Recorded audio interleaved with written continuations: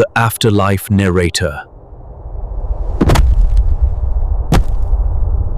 यहाँ दर जिंदा होता है।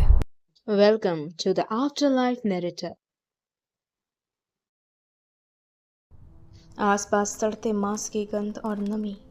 ये टनल बाकियों से अलग थी। Tunnel number 37। वो आगे बढ़ रहे थे। आगे बढ़ने पर उन्हें हड्डियों का ढेर नजर आया और आसपास रेंगते हुए चूहे माहौल को और अजीब बना रहे थे। पर आगे बढ़ते हुए आखिरकार उन्हें इसका एक सिरा मिल गया और चलते हुए जब वो वहाँ से बाहर निकले तब आश्चर्य की बात थी कि वो झील के दूसरी पार पहुँच गए थे। अब समझे कि वो यहाँ से अचानक गायब कहाँ हो गया था। इधर मिस्टर बेल और अमीलिया अभी भी पुरानी गुत्थियों को सुलझाने पर लगे थे। बेल याद नहीं कर पा रहे थे उन पुरानी यादों को। कोई बात नहीं, सब ठीक हो जाएगा। मैं तुम्हारे साथ हूँ। मुझे घबराहट हो रही है, जैसे कुछ बुरा होने वाला है। आखिर वही हुआ जो नहीं होना चाहिए था।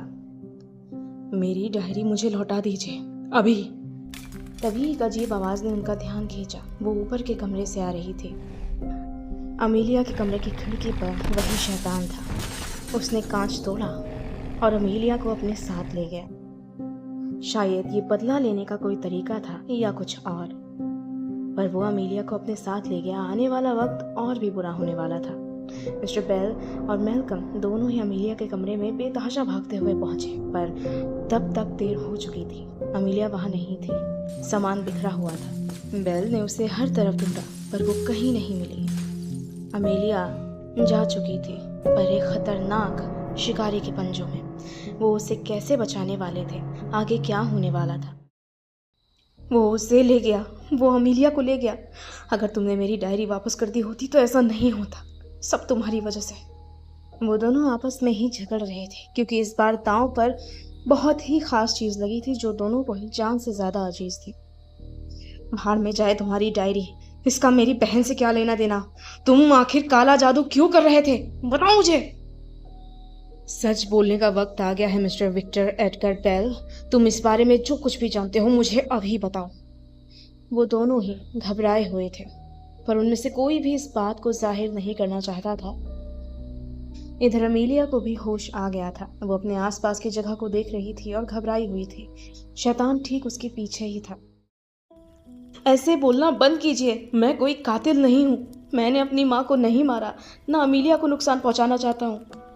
ये सब सालों पहले हुआ था। मेरे पिता फौज में थे। उन्हें फौज से निकाल दिया गया क्योंकि उनके पैर पर गोली लगी थी और वो उसके बाद घर पर ही रहने लगे थे। अधिकतर वक्त मेरी माँ और उनके बीच झगड़े होते रहते थे। वो घर के बेसमेंट में घंटों बैठे हुए न जाने क्या करते रहते थे और वो डायरी वो उनके हाथ में होती थी। मुझे नहीं पता वो वहाँ क्या करते थे, क्यों करते थे। एक रोज जब मैं स्कूल से वापस आया, माँ घर पर नहीं थी। माँ कहाँ है? वो अपनी माँ के घर गई है। मुझसे ये सवाल मत पूछना, समझे तुम? और उसके बाद बेसमेंट की वो मनहूस दहलीज और उसके अंदर से आती हुई वो फुसफुसाहट। मदद करो। इसके बाद मुझे कुछ भी याद नहीं रह गया। मैं कोशिश करूं फिर भी नहीं। मैं सच कह रहा हूं, मेरा यकीन कीजिए। तुम आखिर हो कौन? कोई तांत्रिक? काला जादू करते हो? मेरी बलि देना चाहते हो या मुझे मारना चाहते हो? अमीलिया अभी अपनी बात पूरी भी नहीं कर पाई थी कि तभी वो कांपने लगा और अब वो पूरी तरह से एक स्किन वॉकर में बदल चुका था। इधर मेलकम और मिस्टर बेल ने अपना झगड़ा सुलझा लिया था और अब वो अमीलिया को ढूंढने के लिए निकलने वाले थे। उन्हें आगे की योजना बनानी थी। हम झील के रास्ते वहां नहीं जा सकते। एक दूसरा रास्ता भी है। और कौन सा रास्ता है? एक झील ही तो है। नहीं, एक और भी है। इसके बाद वो दोनों घोड़ों के सहारे जंगल का रास्ता पार करने लग गए। हवा में गहरी ठंडक थी और सांसें जम रही थी। वो आगे बढ़ते जा रहे थे। फिर वो टनल नंबर 37 से होकर आखिरकार उस झोपड़ी तक पहुंच गए जहां वो शैतान ये सारे अनुष्ठान किया करता था। सतर्क रहना, वो तुम्हें काबू कर सकता है, तुम्हारी सोच पढ़ सकता है, यहाँ तक कि तुम्हें भटका भी सकता है। इतना कहकर वो आगे बढ़े। अंदर जाकर उन्हें अमीलिया मिली तो, पर वो होश में नहीं थी, मानो वो किसी के काबू में हो। एक गोल घेरे में बैठे हुए, मानो उस पर जादू किया गया हो। अमीलिया, रुको, ये अमीलिया नहीं है। पर आपको कैसे? उसकी ओर देखो। मिस्टर मेलकम को लग रहा था ये किसी तरह का धोखा या चाल है उन्हें फंसाने के लिए। उन्होंने अपने साथ लाया हुआ खारा पानी उसके सर पर छिड़का। इसकी आंखों में मत देखना, समझे?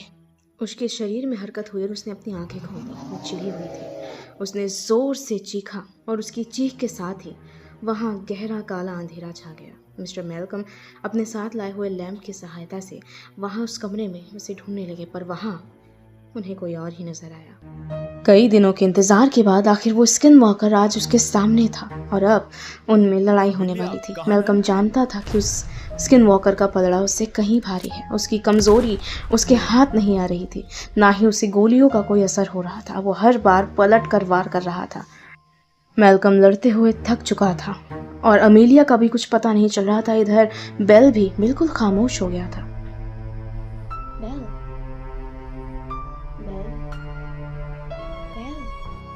वो अचानक ही अपने बचपन की उस खौफनाक और मनहूस याद में पहुंच गया था जिसे वो देखना भी नहीं चाहता था।